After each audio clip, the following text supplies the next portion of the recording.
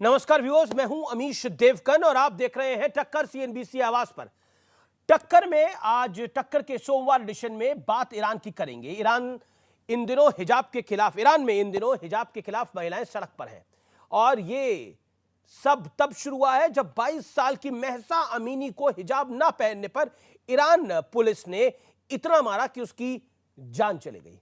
इसके बाद वहां हिजाब जलाए जाने लगे, महिलाएं बाल काटकर विरोध जता रही हैं। तो दूसरी ओर भारत में कर्नाटक से शुरू हुए हिजाब विवाद को लेकर सुप्रीम कोर्ट में अहम सुनवाई भी हो रही है। आज याचिकाकर्ता के वकील ने हिजाब के पक्ष में अजीबोगरीब दलील दे डाली।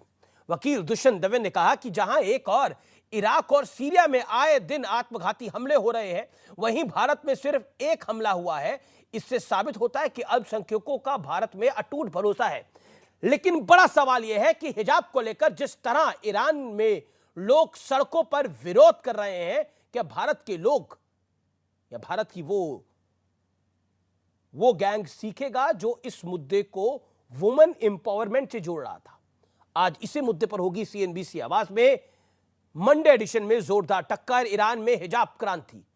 आज इसीलिए हिजाब पर चर्चा करना बेहद आवश्यक है। सीएनबीसी आवाज के दर्शकों से मेरा निवेदन है कि आज अगले 40 से 45 मिनट इस कार्यक्रम को जरूर देखें। पहले ये रिपोर्ट सीएनबीसी आवाज पर, फिर चर्चा को आगे बढ़ाएंगे। आज बहस नहीं, आज चर्चा होगी।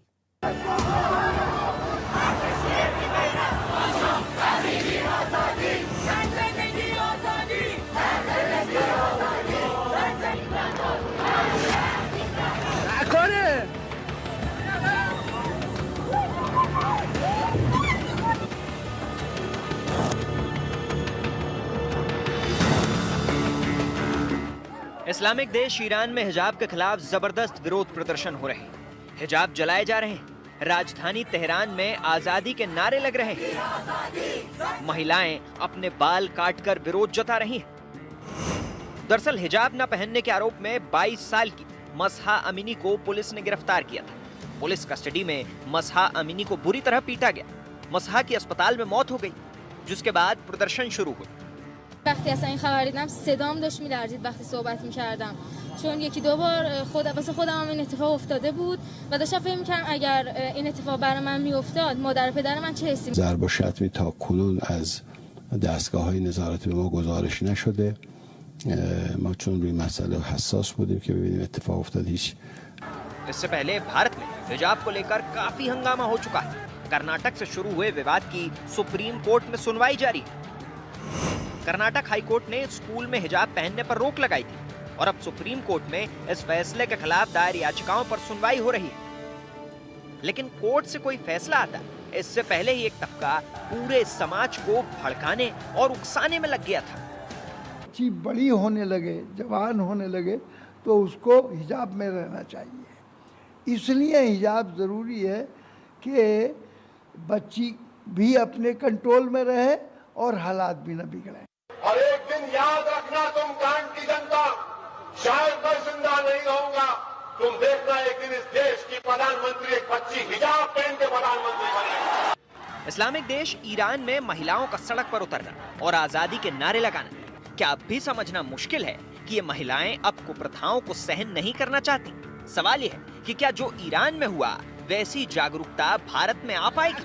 आज इसी मुद्दे पर होगी सबसे बड़ी चर्चा। और अब वक्त है प्रसिद्ध विश्लेषण का, हिजाब के खिलाफ क्रांति का भारतीय विश्लेषण, यानी देसी विश्लेषण आज जरूर देखिए। ईरान इस्लामिक देश में हिजाब के खिलाफ प्रदर्शन। हिजाब को महिलाओं का अधिकार बताया जाता है। इस देश में कई कॉलमिस्ट हैं, एक लिबरल गैंग है जो कहता है ये महिलाओं का अधिकार है। ईरान में महिलाएं हिजाब के खिलाफ सड़क पर प्रदर्शन कर रही हैं। लिबरल गैंग मुस्लिमों को भड़काता है और उकसाता है। मौलाना मैं समझता हूं, लेकिन लिबरल तबका इस देश का, so called intellectual, so called पढ़ा लिखा, चाहता है कि महिला हिजाब में रहे। यह चिंता की बात है। वो कहते हैं कि इससे इनटॉलरेंस बढ़ता है देश का। सोचिए, ईरान एक इस्लामिक राष्ट्र जहां महिलाएं अपने प्रदर्शन कर रही हैं, सड़क पर प्रदर्शन कर रही हैं। जान पर खेलकर हिजाब के खिलाफ सरकार का विरोध ईरान में हो रहा है। हिजाब के बिना लड़कियों की पढ़ाई छुड़वाई जा रही है इस देश के अंदर। यह सोचिए क्या हुआ है। मैं बढ़ता हूं, लोग आगे की तरफ जा रहे हैं, हम पीछे की तरफ जा रहे हैं। हिजाब को गुलामी का प्रतीक बताया जा रहा है, धार्मिक आजादी का प्रतीक बनाने की कोशिश है भारत के अंदर।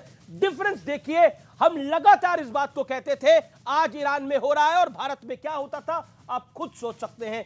इसके अपने तरीके के मायने हैं। मैं बढ़ता हूं आगे, सुप्रीम कोर्ट में आज क्या हुआ, उसके बाद मैं बड़े सवाल पे आऊंगा। एससी के में सुनवाई के दौरान आत्मघाती हमलों का जिक्र हुआ। याचिकाकर्ता के वकील ने, दुष्यंत दवे ने खाड़ी देशों का जिक्र किया। इराक, सीरिया में अब तक 10,000 से ज्यादा आतंकी हमले, आत्मघाती हमले हो चुके हैं। भारत में एक भी आत्मघाती हमला नहीं हुआ, यानी अल्पसंख्यकों को देश पर भरोसा। इसका मतलब क्या था? हिजाब की सुनवाई के दौरान सीरिया का, इराक का मतलब क्या था, आत्मघाती हमलों का मतलब क्या था? क्या ये एक तरह से एक सवाल खड़ा करा गया? बड़ा सवाल यह है कि ईरान में हिजाब के खिलाफ क्रांति से दुनिया को क्या इस पूरे विषय पर प्रेरणा मिलेगी, यह बड़ी बात है। मेरे साथ आज कई स्कॉलर्स जुड़ रहे हैं और ऐसा कम मौका आता है कि इतने सारे स्कॉलर्स एक साथ जुड़े, तो आज का कार्यक्रम वाकई ऐतिहासिक है और महत्वपूर्ण भी है।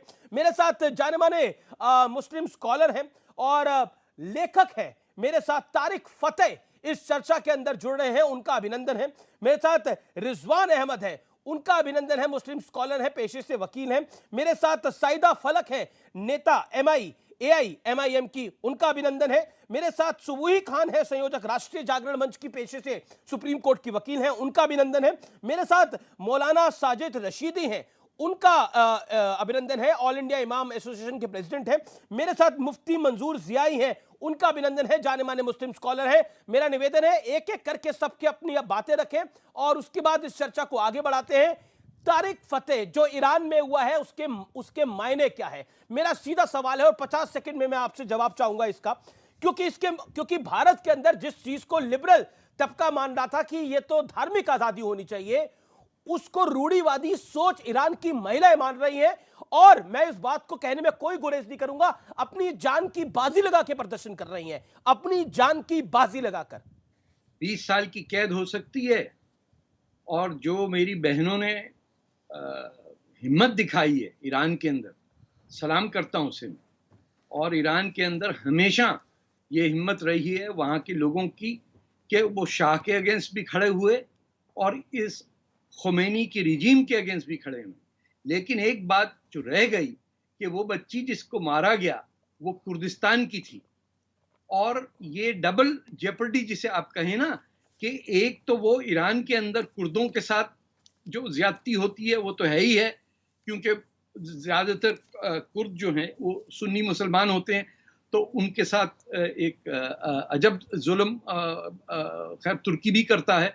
लेकिन वहाँ औरतों ने खुल के जब अपने हिजाब जलाए हैं, बाल काटे हैं, साथ में सियासी नारे लगाए हैं अगेंस्ट द प्रेसिडेंट। और प्रेसिडेंट कौन है? रईसी साहब हैं, जिनके हाथ डूबे हुए हैं खूनों में, जिनका ताल्लुक रहा है स्लॉटर और लोगों को खड़ा करके 5-6 हजार आदमियों को मारा था इन्होंने, जब आयतुल्लाह खुमैनी साहब को वेस्ट ने भेजा था। भाई जी पूरे इस्लाम के शरिया के अंदर जो मौलवियों ने बनाई वो अलग बात है, सर ढांपने का कोई हुक्म नहीं है। कुरान के अंदर स्ट्रेट लफ्जों में कहा, अपने सीनों को ढांपो, क्योंकि कस्टम अरेबिया में ये था कि औरतें जाते वक्त, मर्द जब जाते जंग पे तो वो अपने सीना दिखा के नाचती थीं। उस पे हुक्म हुआ कि अपने सीनों को ढांपो, जिसका तर्जुमा हुआ कि अपनी शर्मगाहों को ढांको। और फिर मौलवियों के हाथ लग गया हिजाब, ये भी तेल आने के बाद। उससे पहले तारिक फतेह साहब, यू मेड योर पॉइंट। मैं इस पूरी चर्चा के अंदर रुक करना चाहता हूं साइदा फलक का, नेता AIMM की हैं। साइदा फलक जी, आप ईरान की इन महिलाओं के साथ ही खड़ी होंगी, क्योंकि ये तो रूढ़िवादी सोच से आजादी चाह रही है। यू आर विद देम इस लड़ाई में? अमिश जी, हमारे देश में बहुत सारे इश्यूज है, बहुत सारे मसाइल है। मैं समझती हूँ उनके बारे में चर्चा होनी चाहिए। मैं ये ज़रूरी नहीं समझती कि ईरान में क्या हो रहा है या दुनिया के बाकी देशों में क्या हो रहा है, क्या नहीं हो रहा है, हम उसके बारे में डिस्कस करें। और उनका अपना खुद का लॉ है और हमारी कंट्री का अलग लॉ है, अलग रूल्स है। तो मैं नहीं समझती कि हमारी कंट्री और उनकी कंट्री को कंपेयर किया जाना चाहिए या हम उनके बारे में डिस्कस करें। हमारी कंट्री में क्या हो रहा है हम उनके उस बारे में डिस्कस कर लेते हैं ना। ठीक है, चलो वहां पे जो उस लड़की को मारा गया वो बहुत गलत है, लेकिन यहाँ पे जो हो रहा है, यहाँ पे जो लड़कियों पे भी जबरदस्ती की जा रही है, हिजाब निकालने के लिए बोला जा रहा है। यहाँ तो नहीं, मेरा सवाल ये है, ईरान में जो महिलाएं विरोध करके प्रदर्शन कर रही हैं,